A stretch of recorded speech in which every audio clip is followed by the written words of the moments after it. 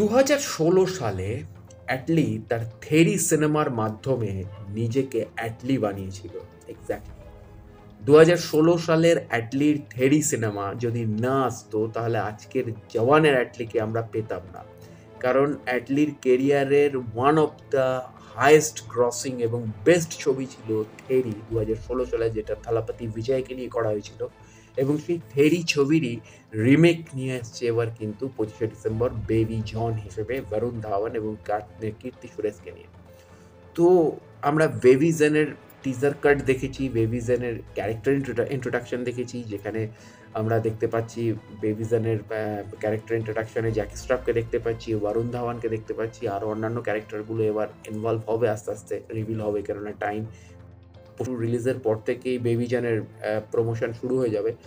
কিন্তু ঘটনা হচ্ছে এখানে বেবি জন কিন্তু ডিরেক্ট করছে, অ্যাটলি নয়। অ্যাটলির একটা সময়কার বন্ধু এবং অ্যাসিস্ট্যান্ট, সে বেবি জন এবার ডিরেক্ট করছে। কিন্তু ঘটনা হচ্ছে থেরির যে ম্যাজিকটা ছিল, থেরি ছবিতে আমরা নতুন থালাপতি বিজয়কে পেয়েছিলাম, কারণ তার আগে অবধি থালাপতি বিজয়ের একটা আলাদা ইনিংস ছিল এবং থেরি থেকে একটা নতুন ইনিংস শুরু হয়েছে। তো সেই জায়গা থেকে দাঁড়িয়ে থালাপতি বিজয় বা বরুণ ধাওয়ানকে আমি কখনো মেলাচ্ছি না।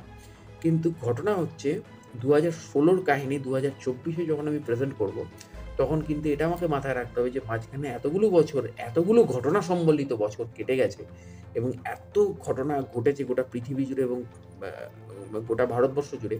সেখানে দাঁড়িয়ে কিন্তু আমাদেরকে অন্যভাবে এই গল্পটাকে বলতে হবে এবং সেটাই করছে ডিরেক্টর কৈলাশ।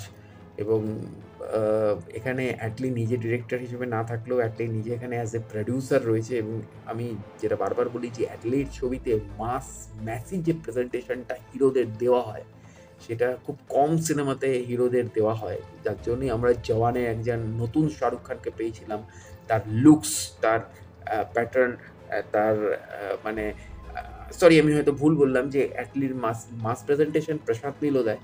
কিন্তু ঘটনা হচ্ছে অ্যাটলি যেন কোথাও পুরনো বোতলটাকে ঘষে মেজে এমন সুন্দরভাবে প্রেজেন্ট করে দেয় যেন মনে হয় নতুন বোতলও এর কাছে ফিকে পড়ে যাবে। মানে জাস্ট জোকস অ্যাপার্ট, আমি কাউকে ছোট করছি না, মোটামুটি প্রেজেন্টেশনের অ্যাঙ্গেল থেকে বলছি। কারণ মাস মাসালা ছবির প্রেজেন্টেশন হচ্ছে সবচেয়ে বেশি দাম। আপনি একটা মাস মাসালা ছবি করতে গিয়ে আপনি যদি সেই ছবিটাকে একেবারে গদবাঁধা মানে প্যারালাল ছবির মতন বানিয়ে ফেলেন, তাহলে সেই ছবিটা কেউ দেখবে না। আবার আপনি যদি প্যারালাল ছবিকে বা আপনি যদি আর্ট ফিল্মকে, যদিও আমি এটা মানি না, কেননা সিনেমার নিজস্ব কোনো ল্যাঙ্গুয়েজ নেই, সব সিনেমাই কমার্শিয়াল ছবি।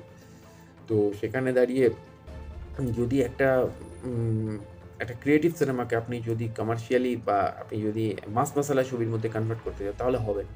কারণ মাস মাসালা ছবির যে প্রেজেন্টেশন, সেই প্রেজেন্টেশনটি আলাদা, যেটা আমাদের বাংলায় কিন্তু রাজদা অসাধারণভাবে জানে। যার জন্য রাজদার মানে লাস্ট যে প্রজেক্ট প্রলয় আসছেতে যতবার শাশ্বতদা ঢুকেছে, অপুদা ঢুকেছে, ততবার মনে হচ্ছিল যেন ভ্যান ডিজেল ঢুকছে।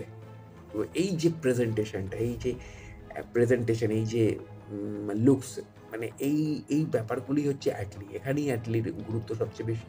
এবং সেইখানে দাঁড়িয়ে বেবি জন খুব স্পেশাল ছবি, কারণ বেবি জন অ্যাটলিকে অ্যাটলি বানিয়েছিল, সরি বেবি জন অ্যাটলিকে অ্যাটলি বানায়নি, থেরি অ্যাটলিকে অ্যাটলি বানিয়েছিল 2016 সালে।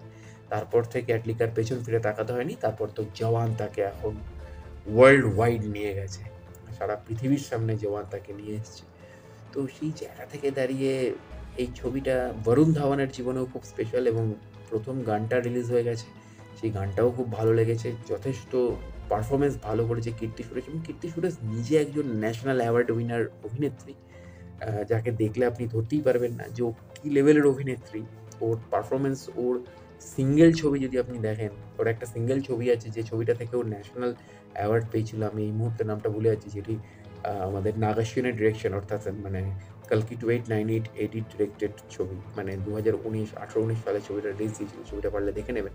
তো কীর্তি কী লেভেলের অভিনেত্রী, ওই ছবিটা না দেখলে আপনি বুঝতে পারবেন না। কীর্তি এখানে বেবি জনে বরুণ ধাওয়ানের সাথে এবং জ্যাকি শ্রফের সাথে কোলাপ করছে। তো সেই জায়গা থেকে দাঁড়িয়ে ছবিটা নিয়ে একটা এক্সপেকটেশন বেড়ে গেল। এবং অবশ্যই 25শে ডিসেম্বর আসছে, যে সময়টা আমির খানের জন্য শুধু বুক থাকতো একটা সময়, সেই বড় দিনে আসছে বেবি জন। তো অবশ্যই বেবি জনের জন্য শুভকামনা থাকলে বেবি জনের অন্যান্য আপডেট নিয়েও আসছে। জুড়ে থাকুন আমার চ্যানেলের সাথে। দেখা হচ্ছে পরের ভিডিওতে। নমস্কার।